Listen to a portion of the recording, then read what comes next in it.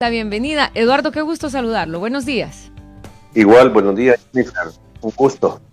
Sí, vamos a hablar sobre muchos temas esta mañana, pero antes quiero leer una noticia que está dando a conocer Roxana Ruiz a través de su Twitter. Ella es colega periodista que ha escrito: última hora, muere por COVID-19 exalcalde de Ciudad Delgado, Tomás Minero, según fuentes del FMLN. Hace unos días veíamos también a través de redes sociales cómo se estaba solicitando plasma convaleciente para él y su tratamiento. Así que desde ya nuestras condolencias. Eduardo, lo mencionábamos, muchos temas que compartir esta mañana, que hablar. Sobre todo quisiera que iniciáramos.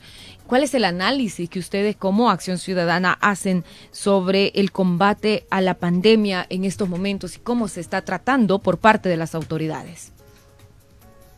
Bueno, en este caso, lo que nosotros hemos analizado es que, no entrando al tema propiamente sanitario, pues porque eso no es nuestra competencia, pero a nivel jurídico, lo que nosotros vemos es una ausencia de regulación.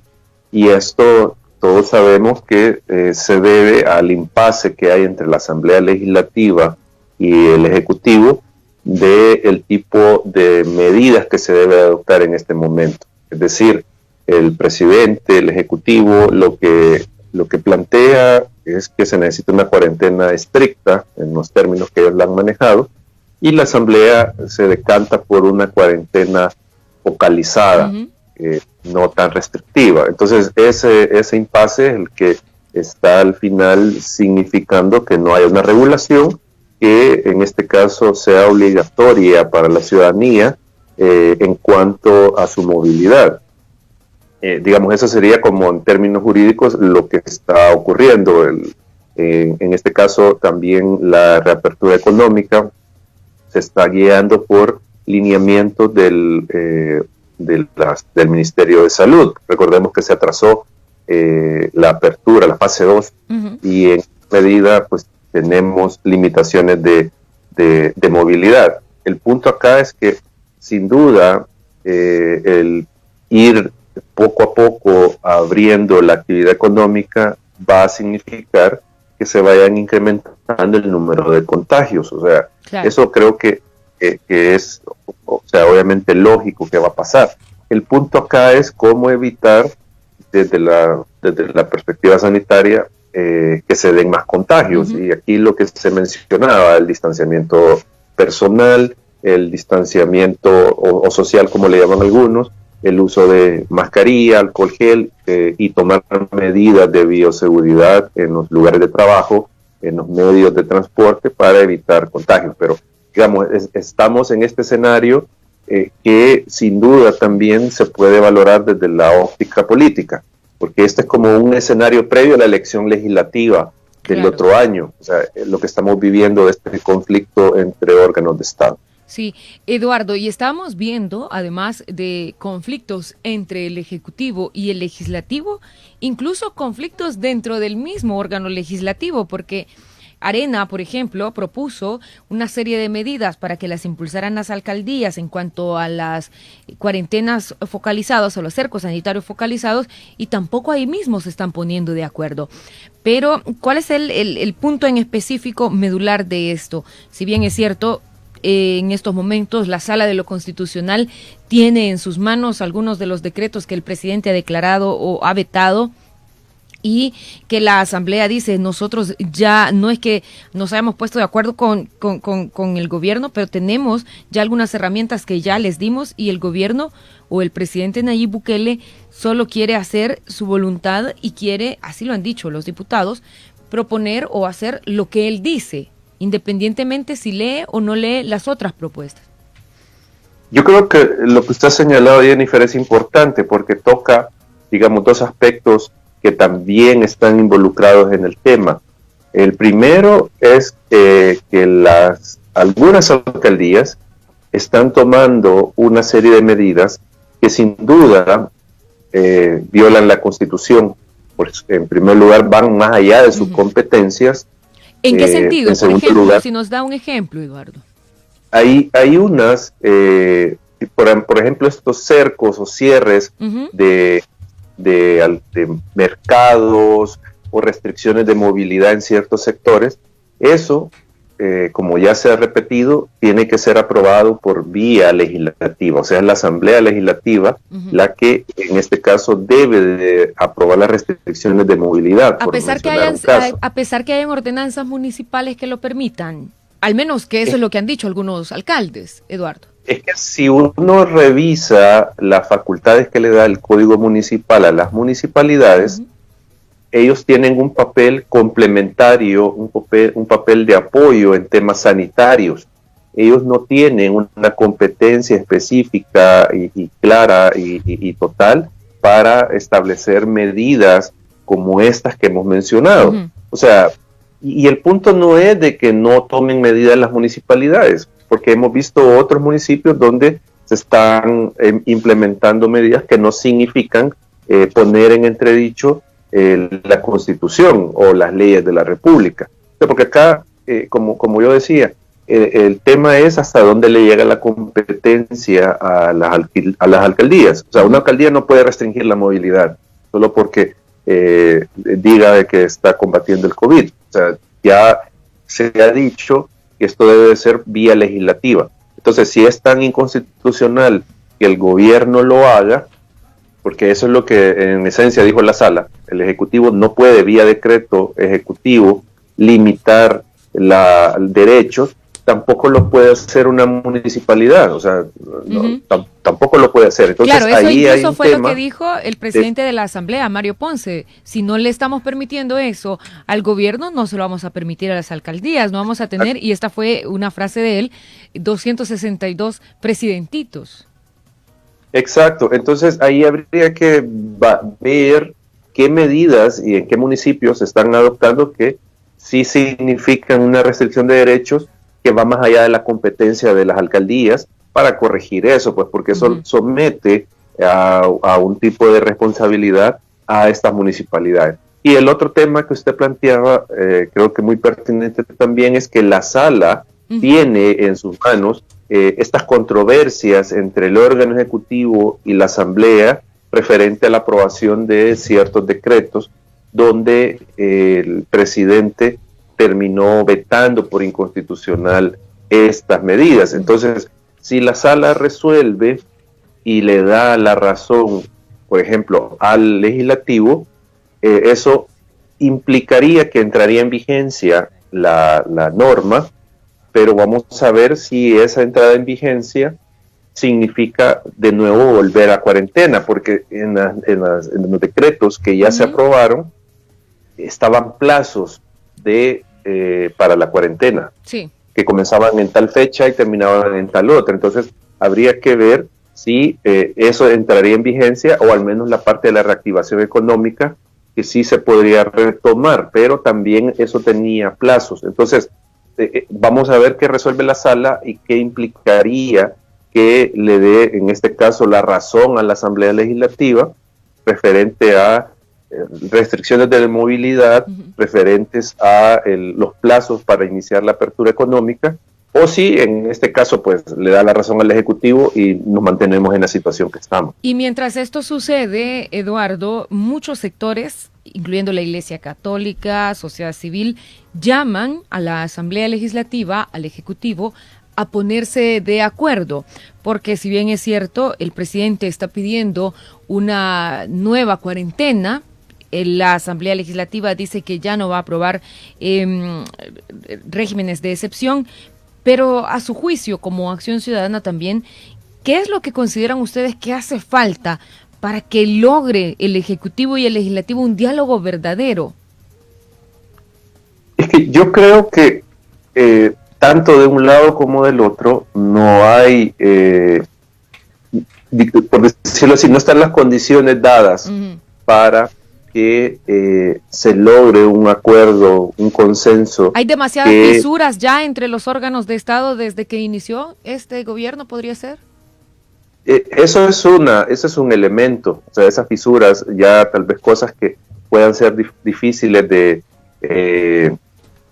hacer congeniar, pero también creo yo que hay que ver dos factores. Uno, que ya venimos de casi 90 días de cuarentena estricta, y los impactos que esto tiene, no digamos solo en economía, sino que hablemos en términos laborales, o sea, lo que impacta en el empleo, lo que impacta en las personas que tienen sus negocios propios, etcétera, etcétera. O sea, todas esas implicaciones que también hacen necesario valorar cómo se puede convivir con el virus, cómo se puede reactivar las actividades, tratando de preservar la salud. Entonces, pero está ese tema, o sea, esa valoración de que ya venimos de esa cuarentena estricta, y también no hay que olvidar el contexto político previo a la elección. O sea, estamos ante una elección legislativa y municipal, y bien sabemos que los partidos que están en la asamblea están buscando mantener la mayor cuota de poder posible, y el partido del presidente está buscando obtener mayoría simple. Entonces, esa disputa sin duda se ha trasladado al campo de la pandemia. Y eso lo podemos ver muy claramente. Eduardo, perdón que lo interrumpa, algunos dicen se podría aprovechar para esta situación, teniendo en cuenta que algunos de los que van de precandidatos a diputados son funcionarios del gobierno, y entonces tienen más a la mano la posibilidad de mostrarse como personas que están ayudando al pueblo, porque están llegando hasta las comunidades a dejar alimentos, a dejar los paquetes solidarios, pero en estos momentos aún forman parte del gobierno. Pero ya se está viendo la campaña para el próximo año. Claro, y no solo ellos, o sea, también hemos visto diputados actuales, hemos visto alcaldes que pues están lanzando sus postulaciones de nuevo para otro periodo, en el contexto de toda esta ayuda que están llevando a la población. Entonces vemos en general de la mayoría de candidatos o candidatas que de alguna manera se están subiendo a la pandemia para posicionarse ante el electorado y obtener la victoria electoral, primero interna y luego en la elección de febrero. O sea, esto lo están sin duda utilizando, tal vez unos más abiertamente y hasta más descaradamente, y otros lo están haciendo más sutilmente, utilizar la pandemia, como decía, subirse al lomo de la pandemia y obtener un rédito electoral. O sea, aquí creo que lastimosamente la elección vino a coincidir con esta pandemia, o sea, porque se está sin duda utilizando, y es algo que no debería de pasar, pues utilizar esta tragedia para ganar votos. Claro, y los tiempos no se han detenido, el Tribunal Supremo Electoral así lo ha dicho, no se va a detener, mantienen las fechas, y por eso las próximas elecciones están para febrero del próximo año. Y ustedes, como Acción Ciudadana, siempre están monitoreando cómo están los partidos políticos. Ahora en las internas de los partidos políticos, que el 19 me parece es la próxima de Nuevas Ideas, ¿cómo están monitoreando lo que está sucediendo? Porque algunos partidos también, como Arena, está diciendo que se va a hacer de manera digital para evitar aglomeraciones. Pero, ¿cómo es el monitoreo? ¿Cómo van a estar monitoreando ustedes esto? Bueno, en este caso, lo que nosotros lo hacemos en tres etapas. La primera tiene que ver con darle un seguimiento, digamos, a la vocería institucional de los partidos, de cómo va el proceso. Es decir, nosotros monitoreamos cuándo es que se hizo la convocatoria a la elección por partidos, nosotros monitoreamos la fecha en que se va a hacer la elección y si se modifica. Por ejemplo, hay partidos que han venido por la pandemia modificando las fechas en que van a realizar sus internas. O sea, lo han modificado hasta 2 o 3 veces. Entonces nosotros venimos dándole ese seguimiento de cómo van los partidos, y en este caso pues las últimas noticias tienen que ver con que se va a hacer de forma electrónica en la mayoría de casos la votación. Entonces eso digamos en la primera etapa solo es ir observando cómo se van desarrollando las etapas previas de la elección, es decir, cuando convocan, cuándo se inscriben los candidatos, cuándo es la fecha límite, cuándo se van a realizar las elecciones. La segunda parte de la observación es un par de días después de la elección. Y acá, ¿qué es lo que nosotros hacemos? Pedimos la información a todos los partidos. O sea, nosotros hacemos solicitudes que nos den datos de participación, que nos entreguen datos de asistencia, cuáles fueron los resultados, cuál fue el costo de organizar la elección. O sea, nosotros vamos a esta segunda etapa ya pidiéndole los datos a los partidos. O sea, porque no nos quedamos con lo que la prensa reporta, porque muchas veces logran hacer algunos ajustes internos los partidos, resolviendo recursos o haciendo el consolidado final de votos. Entonces, nosotros pedimos eso, y la tercera etapa es cuando ya tenemos los datos, los procesamos y nosotros sacamos un informe, elaboramos un informe donde damos a conocer todos estos datos, midiendo el nivel de participación de la militancia, es decir, cuántos acudieron a votar según registros que tiene el partido. Vemos el nivel de competencia interna, es decir, evaluamos si en el partido existieron internas competitivas o por el contrario fueron internas con planillas únicas, con candidatos únicos. Y el último aspecto es el grado de participación de las mujeres en las candidaturas. Claro. Eso es lo que nosotros evaluamos en la tercera etapa. Eduardo, entonces ese es el seguimiento que le damos. Ok, Eduardo, ¿ustedes consideran que se ha evolucionado en el tema de las internas en los partidos políticos o es un mero trámite? Hay algunos avances, pero también hay algunos estancamientos en los partidos. Y decimos avances, ¿por qué? Nosotros vemos que en algunos partidos, en algunas circunscripciones,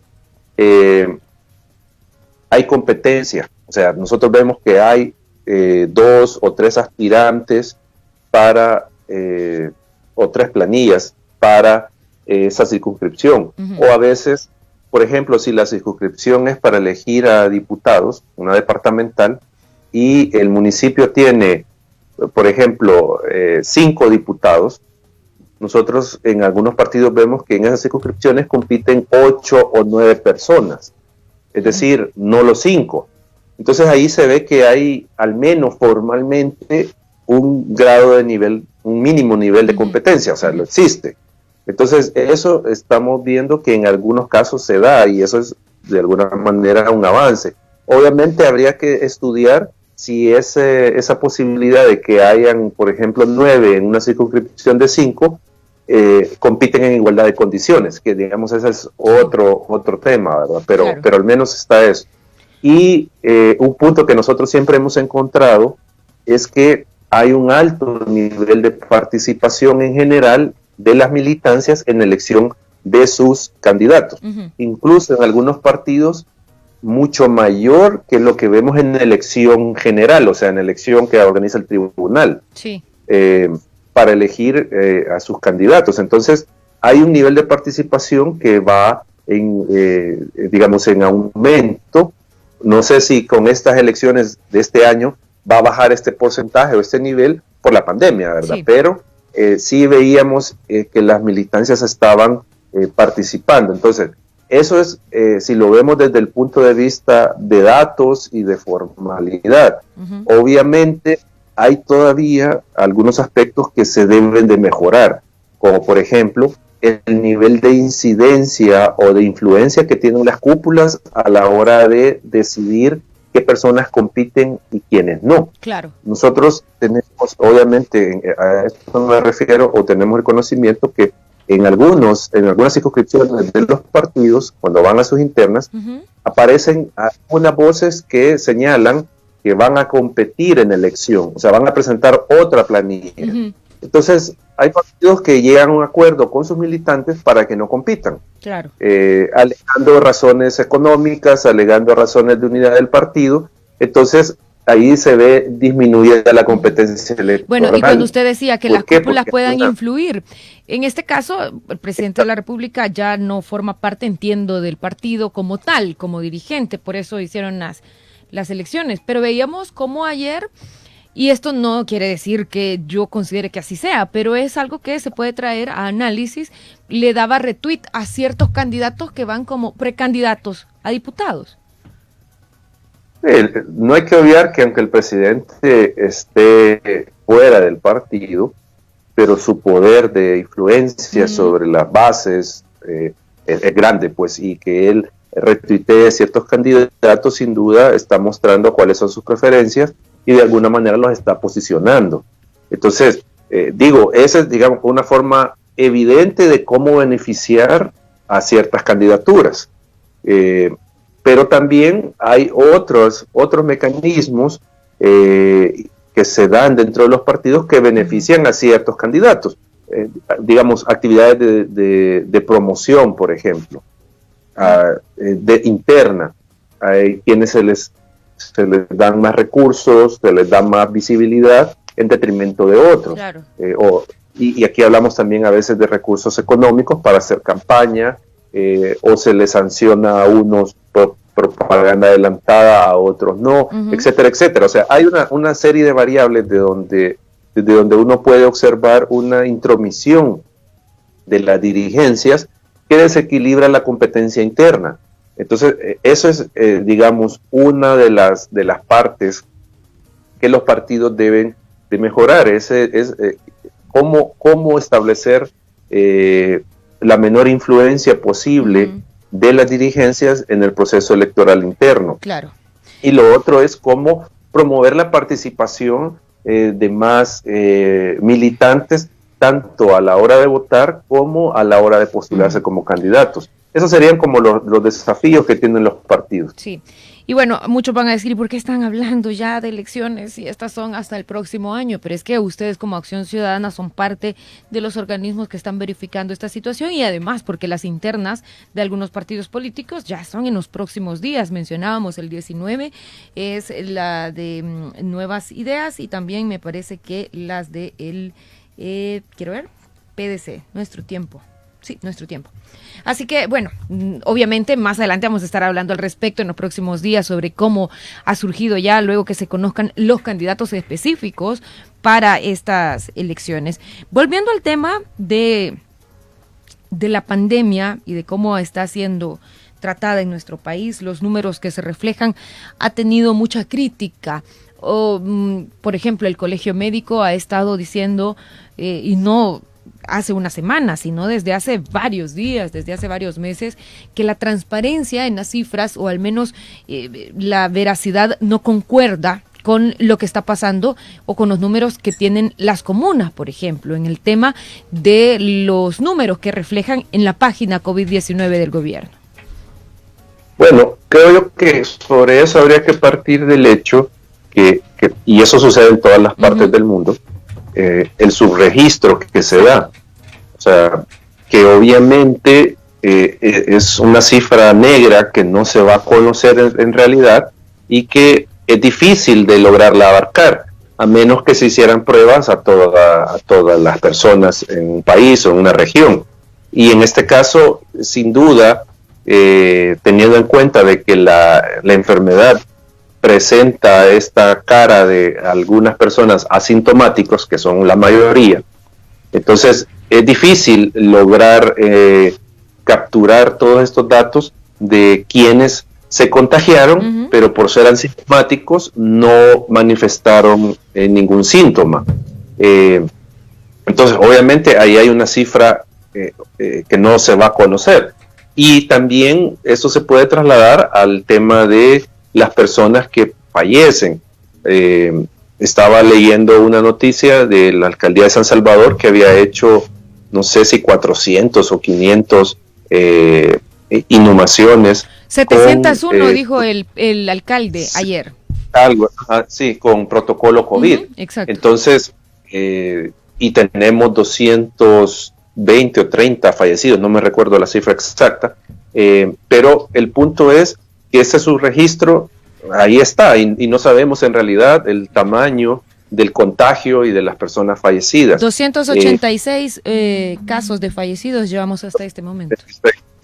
Entonces, pero pese a eso, por lo que han dicho los especialistas en salud, el Colegio Médico, la Asociación de Infectólogos, lo que han dicho es de que más allá de ese subregistro, no tienen datos suficientes para conocer el real estado o una aproximación al real estado de la pandemia. O sea, no escuchaba que, por ejemplo, no se tenían datos específicos de los municipios. O sea, se tiene que en tal municipio hay tantos contagios y tantos fallecidos. Pero ahí podría haber también una coordinación con las municipalidades, Eduardo, porque la semana pasada conversábamos con el alcalde de Ilopango y él decía, nosotros tenemos cifras y tenemos, según él lo mencionaba, cifras reales porque conocemos dónde está la situación de las comunidades y no son iguales a las que tiene el gobierno central. Entonces también ahí podría ser parte de trabajo conjunto. Sí, es que sin duda aquí debería haber una coordinación y un estrecho trabajo entre municipalidades y en este caso el Ministerio de Salud y otras instancias que puedan colaborar, Colegio Médico, como mencionaba, por ejemplo. ¿Por qué? Porque por lo que se ha escuchado, no tienen, o sea, al menos el Colegio Médico, por ejemplo, no tienen datos de contagios por decirlo así, colonias, por cantones, sino que solo se conoce del municipio. Claro. Entonces, allí es más difícil establecer una estrategia sanitaria que pueda ser más efectiva. Entonces, el punto acá es de que se está desaprovechando la capacidad y los datos que puedan tener las municipalidades sobre los contagios y al mismo tiempo eso está significando un bajo nivel de transparencia del gobierno en este tema, o sea, dar esta información georreferenciada, por ejemplo, sobre a dónde es que están las comunidades que tienen mayor cantidad de contagios y poder establecer medidas sanitarias para esas comunidades. Y también en el tema de transparencia creo que es importante hacer referencia a la ausencia de rendiciones de cuentas en algunos casos del gobierno. Por ejemplo, lo que está en este momento en la opinión pública que tiene que ver con el Ministerio de Agricultura, que no ha entregado a la Corte de Cuentas la información necesaria para realizar los exámenes especiales a los fondos que han utilizado para la canasta solidaria. Claro. Entonces, hay, digamos, poca transparencia en el gobierno en varios aspectos. Y a esto se suma lo que ha sucedido también y que ha sido denunciado incluso en el Tribunal de Ética Gubernamental, el caso del ministro de Salud, Francisco Alaví, con las compras que ha realizado. En un caso con el expresidente de FONAES y en el último caso que se está ventilando es a una empresa familiar. Sí, aunque ahí tal vez ya no hablamos de transparencia, sino que ya hablamos de irregularidades, ilegalidades probablemente en el manejo de los fondos públicos. O sea, la utilización de esta herramienta de la compra directa mal usada, si se quiere decir de esa manera. Entonces ya, digamos, ya traspasamos el ámbito de la transparencia y por lo que se ve, ya estamos en un nivel de ilicitud, por lo que se nota, que obviamente serán las autoridades competentes, Corte de Cuentas, Fiscalía, la que determine si hay responsabilidad administrativa o penal para las autoridades por este tipo de hechos. Pero, digamos, en general, hay algunos vacíos importantes en la información que está entregando el gobierno y la rendición de cuentas que está haciendo sobre el manejo de los fondos públicos y la pandemia en general. Claro, y hablando de la Corte de Cuentas, Eduardo, estamos próximos a este proceso de elección de magistrados por parte de la Asamblea Legislativa. Ya se están realizando, están próximos a realizar las entrevistas con los candidatos. La Corte de Cuentas siempre ha sido una institución de El Salvador que ha sido muy cuestionada y con muy poca credibilidad. Sí, se están realizando todavía las entrevistas por la subcomisión, porque eran 73, 75 candidatos y candidatas. No me recuerdo la cifra exacta en este momento, pero se están todavía realizando estas entrevistas porque el 28 de agosto se da el vencimiento del periodo actual de los magistrados y magistradas. Entonces se debe de hacer una elección para que tengamos Corte de Cuentas electa a esa fecha. Y sí, sin duda, la Corte de Cuentas no goza de la mejor reputación. O sea, y no estoy hablando específicamente por los actuales magistrados, sino que digo, el histórico de la institución no es el más saludable. Siempre ha sido señalada de convertirse en comparsa de la corrupción. Digamos, en estos casos, lo que se ha manejado siempre y se saca a la luz pública es que la Corte de Cuentas le dio finiquitos a Antonio Saca, le dio finiquitos a Mauricio Funes, y luego se destaparon estos casos de corrupción en su gobierno, ¿verdad? Y entonces uno dice, bueno, ¿y cómo se pudo dar esta solvencia desde la Corte de Cuentas? O sea, hay tantas cosas que decir, pero digamos, el tema acá de la elección de los magistrados que se está desarrollando en la Asamblea, nosotros como organizaciones la hemos derivado en dos cosas muy importantes. Uno, que se elija siempre con base al mérito, que se haga un proceso lo más transparente posible, que la decisión que tome la Asamblea Legislativa venga fundamentada en la idoneidad de las personas que se van a elegir, que no se dé por cuota partidaria, no se dé por conveniencia partidaria, sino que porque son los mejores profesionales que son electos para el cargo. Y lo otro es que nosotros, ayer lo señalábamos, esperamos que se haga en tiempo la elección, que no haya un retraso como es costumbre de la Asamblea.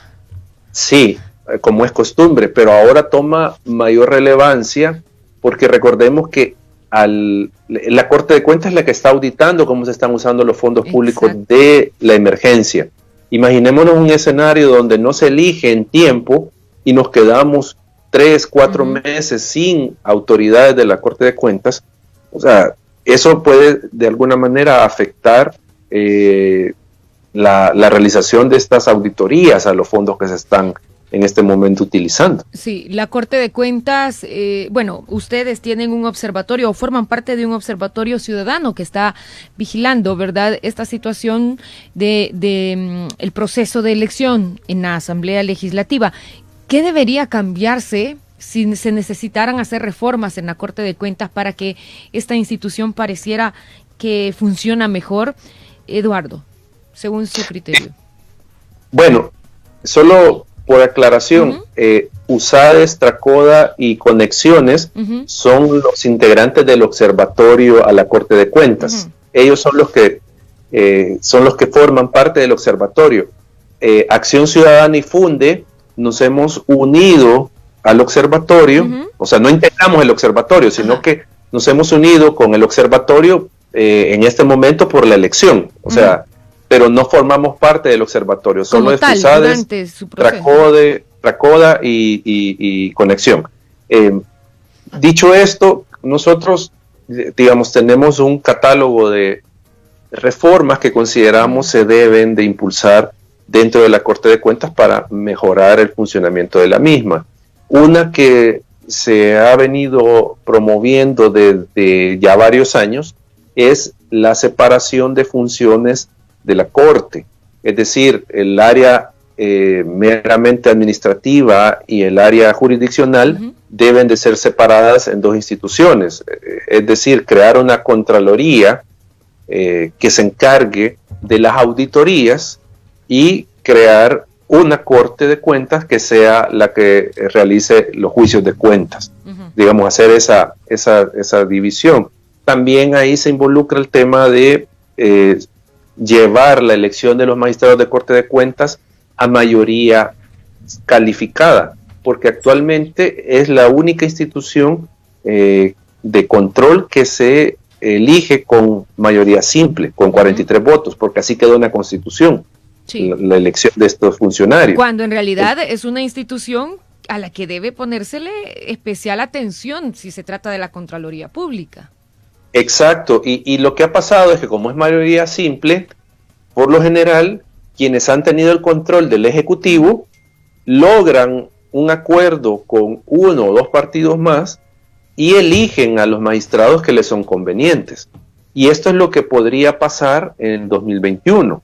Por ejemplo, si Nuevas Ideas llega a la mayoría simple o se acerca a ese número de diputados, puede lograr con otro partido llegar a los 43 y elegir a los magistrados que les sean más convenientes al gobierno. Claro. O sea, porque esto es lo que siempre hemos visto, o sea, siempre se ha hecho esta elección en función de la conveniencia, aprovechándose también de que hay, digamos, este tema de la mayoría simple para la elección. Y luego hay otro pliego de reformas que nosotros estamos también señalando que deben de hacerse, que involucran el funcionamiento ya de la Corte de Cuentas en temas del juicio de cuentas, el tema de las auditorías, que sí consideramos se pueden hacer estos ajustes y esto podría tener un resultado favorable para las funciones que ejerce la Corte de Cuentas auditando los fondos públicos. Claro, hay muchos temas